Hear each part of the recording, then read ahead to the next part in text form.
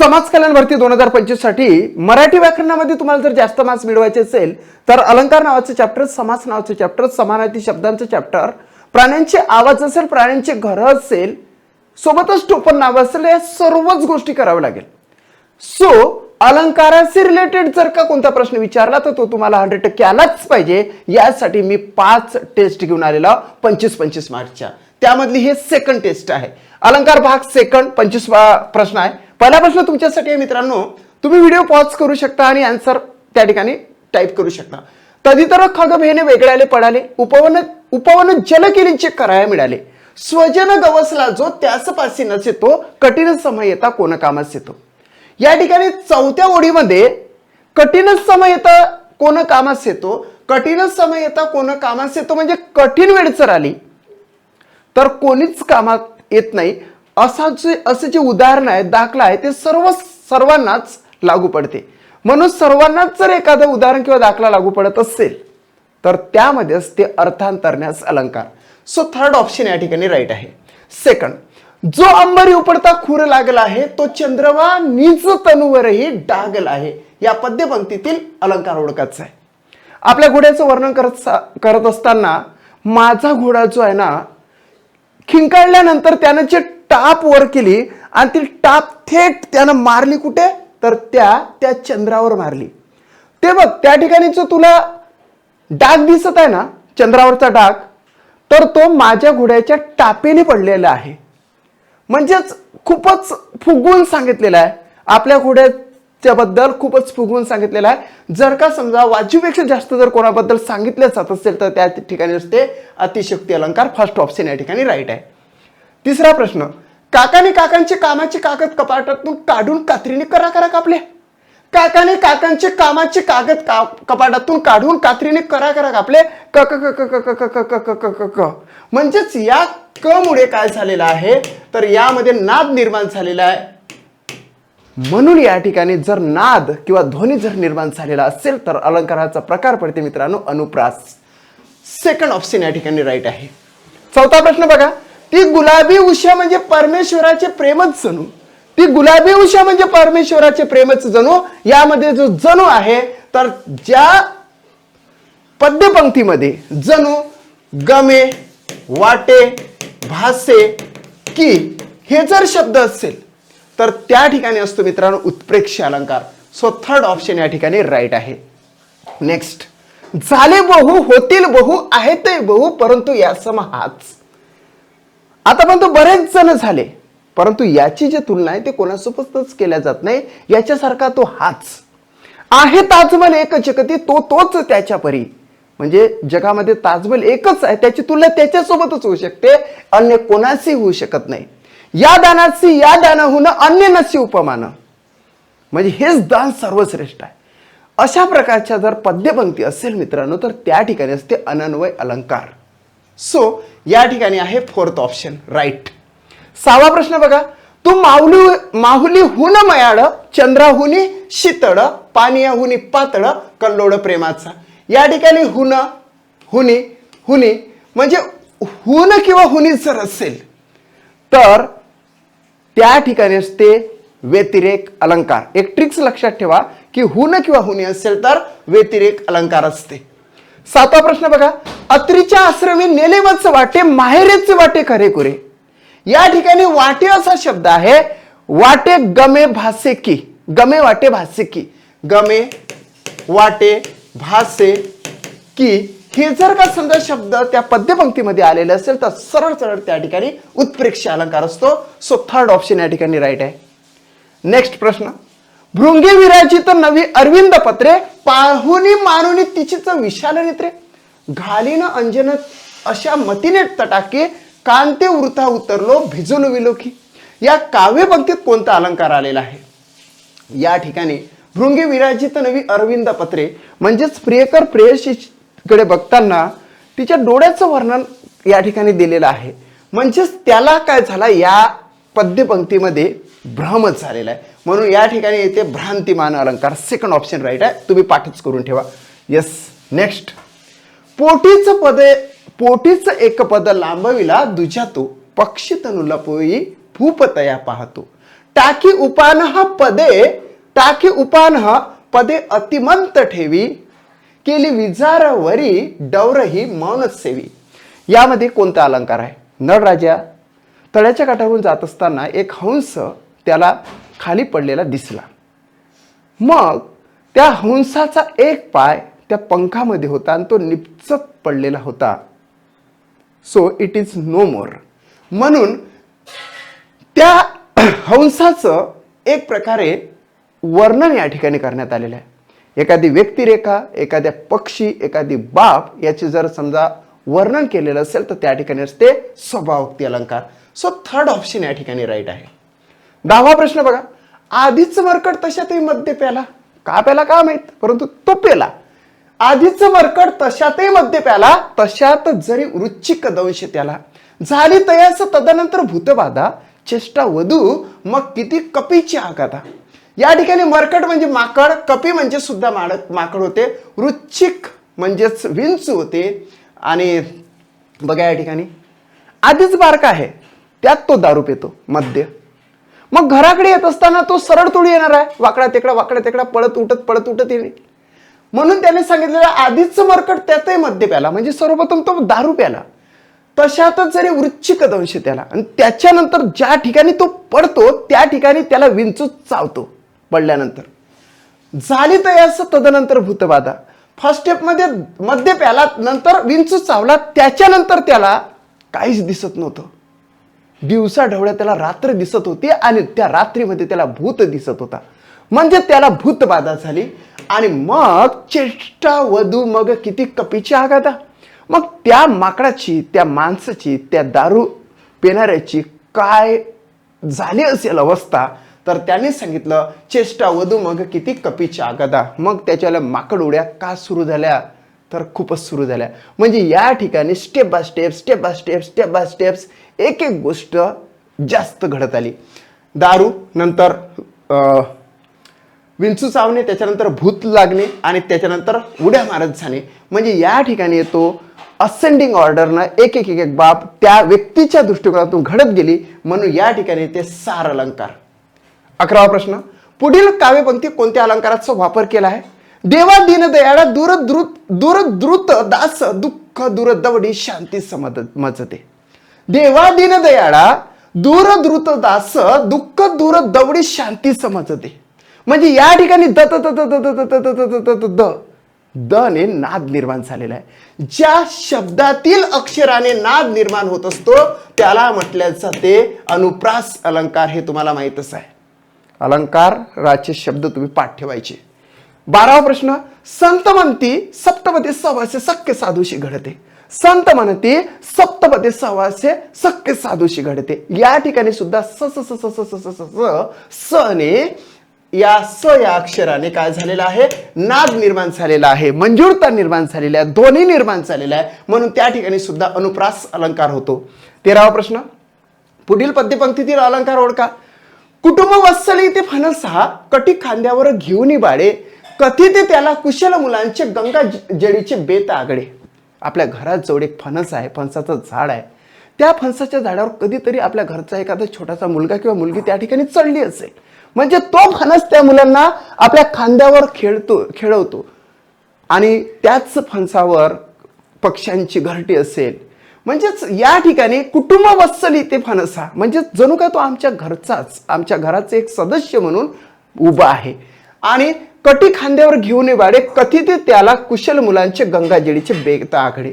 म्हणजे या ठिकाणी सरळ तो जो फणस आहे तो एक घरचा सदस्य आहे आणि तो फणस जणू काय आमच्यासारखाच वावरतो. म्हणून त्या ठिकाणी त्या वस्तूला, त्या फणसाला आपल्या काय म्हणजेच मनुष्यत्वाचे गुण त्याच्यामध्ये दिसून येतात. म्हणून मनुष्यत्वाचे गुण एखाद्या निर्जीव बाबीमध्ये, आता तर हा सजीव आहे परंतु वनस्पती सजीव असतात, तरी सुद्धा त्याच्यामध्ये मनुष्यत्वाचे गुण जर असेल तर दाखवले असेल तर त्या ठिकाणी असतो चेतन गुणोक्ती अलंकार. याला इंग्लिशमध्ये पर्सॉनिफिकेशन फिगर ऑफ स्पीच असं म्हटलं जातं. नेक्स्ट. येता क्षण वियोगाचा पाणी नेत्रामध्ये दिशे, डोळ्यात काय गेले म्हणून नयना पुशे. तुम्ही राजे हिंदुस्थानी पिक्चर बघितलेला असेल, त्या राजे हिंदुस्थानी पिक्चरमध्ये ज्यावेळेस ते गाणं सुरू होते, परदेशी परदेशी जाना नाही, त्यावेळेस ती करिश्मा कपूर डोळ्यावर तो चष्मा लावते, मात्र ती आतमध्ये रडत असते. मग ज्यावेळेस तिला तिचेवाले वडील विचारतात ते नाही नाही काही नाही असं असं काहीतरी म्हणते. म्हणून या ठिकाणी येता क्षण वियोगाचा पाणी नेत्रामध्ये दिसे, डोळ्यात काय गेले हे म्हणून नैना पुसे. म्हणजे रडत असते, परंतु दुसऱ्याच्या समोर दाखवत असताना माझ्या डोळ्यात काहीतरी गेलं बरं असं काहीतरी रडताना सांगते. आणि म्हणजेच या ठिकाणी काय झालेलं आहे की खोटं बोललेलं आहे. या ठिकाणी व्याजोक्ती, व्याज म्हणजे खोटे, उक्ती म्हणजेच खोटी, उक्ती म्हणजे खोटे बोलणे, व्याज म्हणजे खोटी स्तुती म्हणजे खोटी स्तुती, व्याजस्तुती.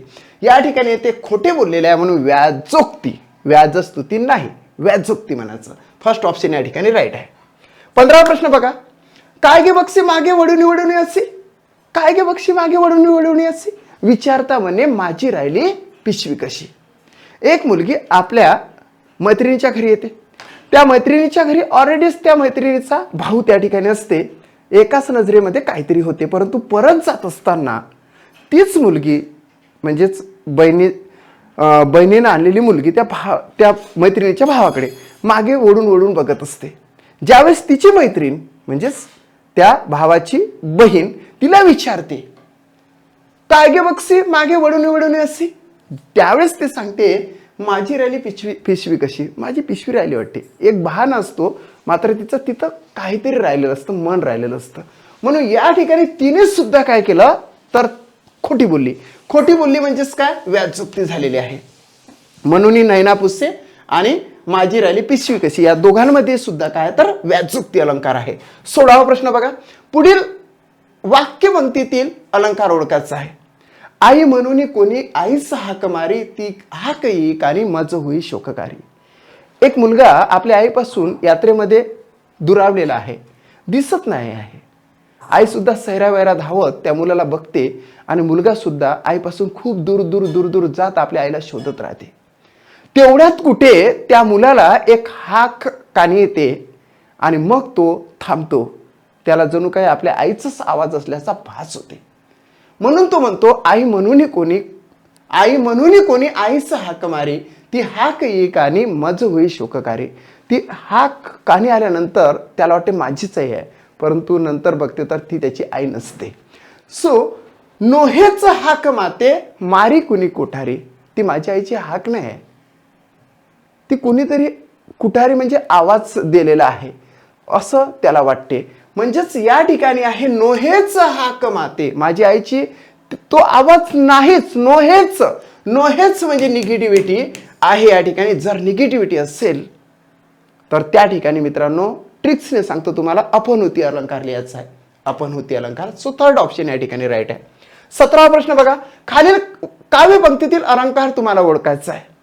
होती वदन चंद्राच्या दर्शनाचीच आस्ती, होती वदन चंद्राच्या दर्शनाचीच आस्ती, अर्धचंद्रच तू द्यावा याहून कृपा याहून कोणती. होती वदन चंद्राच्या दर्शनाचीच आस्ती, अर्धचंद्रच तू द्यावा कृपा याहून कोणती. म्हणजे या ठिकाणी मित्रांनो व्याज स्तुती केलेली आहे, म्हणजेच त्या ठिकाणी खोटी स्तुती केलेली आहे, म्हणून आन्सर येते फर्स्ट. Next question.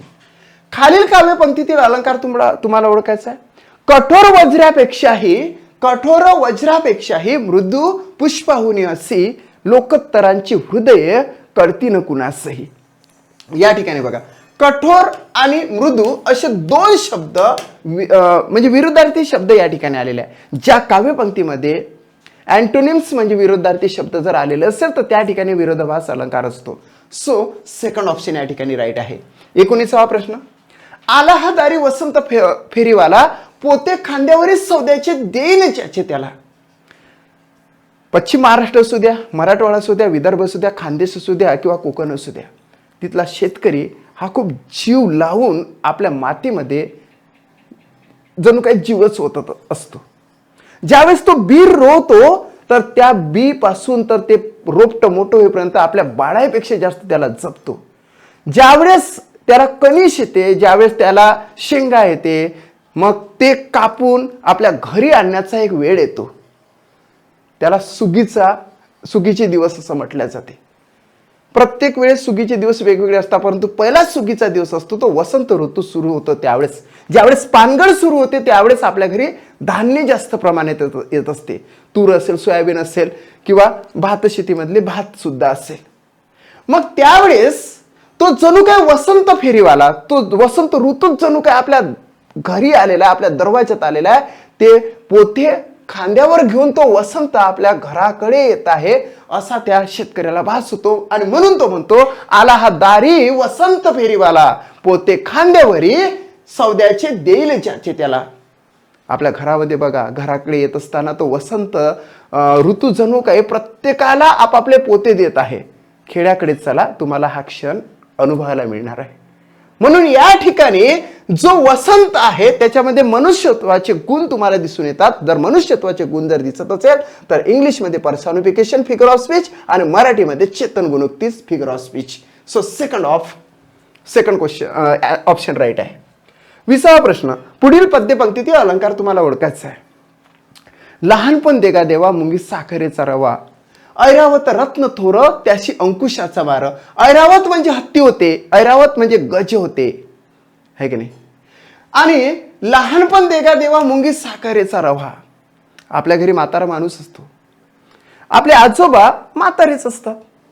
मग त्यांना ऐकू येत नाही, त्यांना वेगवेगळ्या प्रकारचे आजार असते, म्हणून कोणीतरी आपण किंवा आपल्यापैकी कोणीतरी त्यांना दूर ठेवतोय. परंतु तेच आजोबा ज्यावेळेस आपल्यासारखे असतात, यूथमध्ये असतात, त्यांचं कार्य भक्कम असते, ते राजा म्हणून वावरलेले असते त्यांच्या जीवनामध्ये. परंतु शरीराने थकलेले, पैशापासून दूर गेलेले, लोकांच्या आप्तेष्टापासून दूर गेलेले, लोकांपासून दूर गेलेले, मग त्यांचं जीवन कसं असेल. मग कोणीतरी त्यांना काहीतरी म्हणून देते, बुढ्या म्हणेन, खेरड्या म्हणेल, ज्यांच्या त्यांच्या भाषेमध्ये वेगवेगळ्या प्रकारच्या शिवा त्यांना दिल्या जाते अनपेक्षितपणे का होईना. ज्यावेळेस त्यांच्या कानी ऐकू येते त्या शिव्या वगैरे, तर त्यांना ते जीवन नकोस वाटते.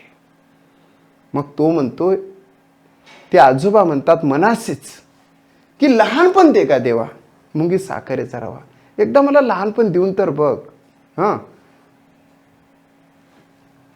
ऐरावत रत्न थोर त्याची अंकुशाचा मार. म्हणजेच हत्ती आहे, हत्तीला जसं अंकुशाचा मार दिला जातो तसं मला ह्या शब्दांचा मार होत आहे. हे जे आहे ना, हे सगळ्यांना लागू पडतं. हा एक सिद्धांत त्याच्यामध्ये दडलेला आहे. सो या ठिकाणी त्याचा अलंकार होतो दृष्टांत अलंकार. दृष्टांत अलंकार मित्रांनो. 21वा प्रश्न, किती माझा कोंबडा मजेदार, मान त्याची किती बाकदार, शिरोभागी तांबडा तुरा हाले जणू जास्वंदीचे फुल उमललेले, अर्धपायी पांढरीची विजार, गमे विरंगातील बडा फौजदार. आपल्या घरी शेळी, बकरी, मेंढी काही असू द्या, त्याच्या पिलावर जीव लावल्या जाते आणि ते एक दिवस ते पिलू आपल्यापासून दूर जाते. आपल्या घरी कोंबडा असू द्या, कोंबडी असू द्या, गरीब लोक आपल्या त्या घरचा एक सदस्य म्हणून त्यांना पाळत असते आणि त्या प्राण्याची स्तुती सुद्धा करते. बघा ना, कालवड असेल तर तिचं वेगळं नाव, कुत्रा असेल तर त्याचं वेगळं नाव. अरे लहान लहान मुलं त्या कोंबड्यांना नाव ठेवते, त्या कोंबड्याची छोटी छोटी पिली असतात त्यांना सुद्धा नाव ठेवते. म्हणजे खरंच आहे, ज्यावेळेस ते अंडी उबवल्या जाते आणि त्या अंड्यांमधून छोटे छोटे पिले बाहेर निघतात, त्यावेळेस ते घरचा जो मुलगा आहे तो सकाळी सुटून बघतो की किती अंडी फुटले बा म्हणून. म्हणजे त्या ठिकाणी जीव लावल्या जाते.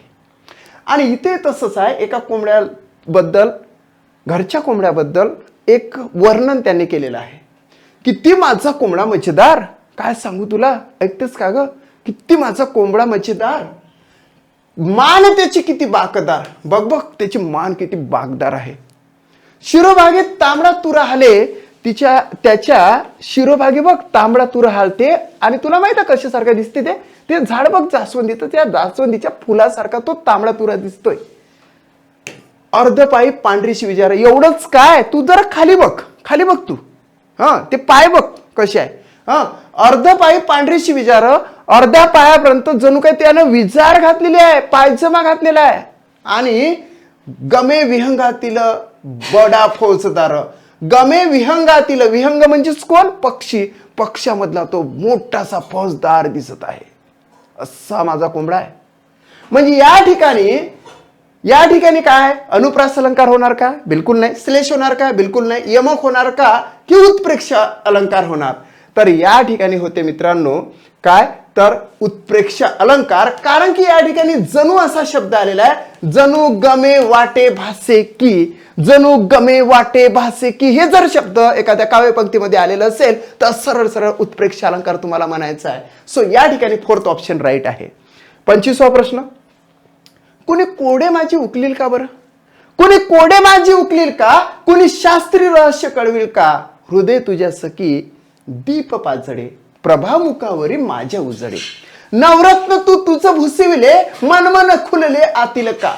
एक प्रियकर आपल्या प्रेयसीला जरी दूर असेल तरी सुद्धा तो काहीतरी बोलत असतो आणि तो कोड्यात पडलेला आहे. कुणी कोडे माझी उकलील का? कुणी शास्त्रीय रहस्य कळविल का? अरे मला खूप मोठा पझल पडलेला आहे, कोळ पडलेला आहे, जरा कोणी त्या शास्त्र्याला कळवेल का रे? का बरं? तर तो सांगतो त्याच्या प्रेयसीला, मनोमन असणाऱ्या प्रेयसीला, हृदय तुझ्या सखी दीप पाजडे, हृदय तुझ्या सखी दीप पाजडे, प्रभामुखावरी माझ्या उजडे. म्हणजे तुझ्या हृदयामध्ये दीप तेवत आहे, तुझ्या हृदयामध्ये दीप, तो दिवा तेवत आहे आणि त्या दिव्याचा प्रकाश माझ्यावर पडत आहे. नवरत्न तू तुझे भुसविले, मनमन खुलते आतील का. या ठिकाणीच बघा, म्हणजेच काय म्हटले त्याला की एकीकडे काहीतरी होते आणि करंट दुसरीकडेच लागते.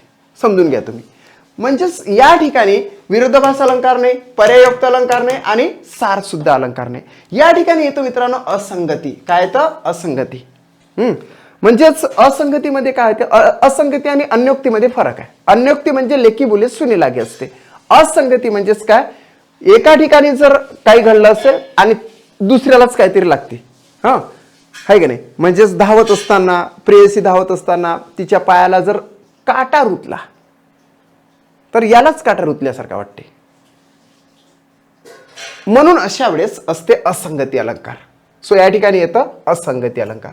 23वा प्रश्न आहे, पुढील संवाद वाचणार तर आहोत व त्यातील अलंकार तुम्हाला फाइंड आउट करायचा आहे. गोविंदराव काय म्हणतात वसंतरावांना ते तुम्ही बघा. काय वसंतराव, तुम्हाला सुपारी लागते का? आता वसंतराव काय म्हणणार आहे? हो हो लागते ना. आणि त्याच्यावर प्रत्युत्तर म्हणून गोविंदराव काय म्हणतात? जर लागते तर का खाता? अरे यार, तूच तर सांगितलं लागते का आणि तूच म्हणतं लागते का. अरे लागते का म्हणजेच दोन दोन अर्थ आहे. लागते म्हणजेच या ठिकाणी हा जो लागते आहे तर ते हवी असणे आणि हा जो लागते आहे तर ते भोवळ येणे. भोवळ किंवा भोवळ आपण म्हणतो की नाही, चक्कर येणे. ओके, कोणाला सुपारी जर खाली तरी भोवळ येते. बघा ना, खर्रा गिर्रा हे जे खातात लोक तर त्याला भोवळ येतेच, आहे की नाही. सो या ठिकाणी या संवादामध्ये एका शब्दांवरून दोन अर्थ अभिप्रेत झालेले आहे. एका शब्दातून जर दोन अर्थ निघत असेल तर त्या ठिकाणी मित्रांनो असतो श्लेष अलंकार. सभंग श्लेष आणि अभंग श्लेष असे त्याचे दोन प्रकार पडत असतात. अलंकाराचे जे मूळ दोन प्रकार आहे, शब्द अलंकार आणि अर्थ अलंकार. शब्द अलंकारामधला हा आहे श्लेष अलंकार. So second option is the right answer of this question. Second last question आहे मित्रांनो, राज्य गादीवरी काढी तुझी आठवणी, फळा आली मायेची पाठवणी. राज्य गादीवरी काढी तुझी आठवणी, फळा आली मायेच्या पाठवणी. कुठे राहा पण आपल्या आईची आठवण येते, ती येतेच. म्हणून या ठिकाणी आठवणी पाठवणी या ठिकाणी राईम्स आहे. काव्यपंक्तीच्या प्रत्येक ओळीच्या शेवटी जर साऊंड काय होत असेल, जुळत असेल तर त्याला इंग्लिशमध्ये राईम्स असं म्हटलं जाते. या ठिकाणी आठवणी पाठवणी या ठिकाणी राईम्स म्हणजे काय तर यमक आहे. सो या ठिकाणी थर्ड ऑप्शन राईट येते मित्रांनो. There is a last question of this test, that's name is figure of speech in English language and Marathi language. It's name is alankar. वाट तरी सरळ कुठे पांदितली सारी, त्यातून तर आज रात्र अंधारी भारी. आणि बैल कसल्याही बुजती आवाजा, किरकिर ते रात किडे झाल्या तिन्ही सांजा. संध्याकाळी बैलगाडी घेऊन एक व्यक्ती निघालेला आहे. मग वाट तरी सरळ कुठे पांदितली सारी. त्या पांदनमध्ये, पानंद म्हणतो आपण त्याला, मराठी प्रमाण भाषेमध्ये पानंद म्हटल्या जाते. तो अरुंद रस्ता असतो आणि तो असतो शेतामधून जाणारा तो रस्ता. म्हणून वाट तरी सरळ कुठे पांदितली सारी. त्या पांदन मधली वाट सरळ कशी असणार आहे? त्या आड्या वेळ्या त्या पांदणीने बैलगाडी जात असते. आता ती बैलगाडी गेली तशी रात्र होत जाते. त्यातून तर आज रात्र अंधारी भारी. कोणत्या रात्री जाते ते? अमावस्येच्या रात्री. आता ती बैलगाडी समोर समोर गेलेली आहे, रात्र झालेली आहे. बैलगाडी समोर समोर गेलेली आहे, रात्र झालेली आहे. आणि मग रात किड्याचा आवाज ऐकू येते आणि ते बैल बुजतात. थोड्यासं का आवाजानं होईना ते बैल बुजतात. आणि म्हणजे बैल कसल्याही बुजती आवाजा. कसले? किरकिर ते रात किडे आणि झाल्या तिन्ही सांजा. आणि मग रात किडे किरकिरीत आहे, बैलगाडी धावत आहे, बैल बुजत आहे आणि हा घाबरत आहे. म्हणून असं शेवटी म्हटलेलं आहे, किरकिर ते रात किडे आणि झाल्या तिन्ही सांजा. मिडनाईटचा हा क्षण आहे. म्हणजे सुरुवातीला ती बैलगाडी पांदीतून निघाली, नंतर रात्र थोडीशी जास्तच अमावस्येची होती, त्याच्यानंतर ते बैलही बुजायला लागले आणि नंतर रात किडे ओरडायला लागले. तसतसेच तिन्ही सांजा झाल्या आणि तो बैलगाडीवाला डायरेक्टच बेभान झाला, घाबरला. म्हणून या ठिकाणी काय चढत्या क्रमाने, म्हणजे असं जरी असेल तर या ठिकाणी वर्णन आहे चढत्या क्रमाने हे सगळं घडत गेलं. जर चढत्या क्रमाने किंवा उतरत्या क्रमाने जर एखादा घटनाक्रम असेल तर त्यामध्ये असतो सार अलंकार. सो या ठिकाणी आहे सार अलंकार.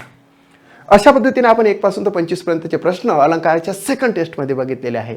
याच पद्धतीने तुम्ही जर लक्षात घेतले तर मला नाही वाटत की येणारी कुठली एक्झामिनेशन तुम्ही नापास होणार.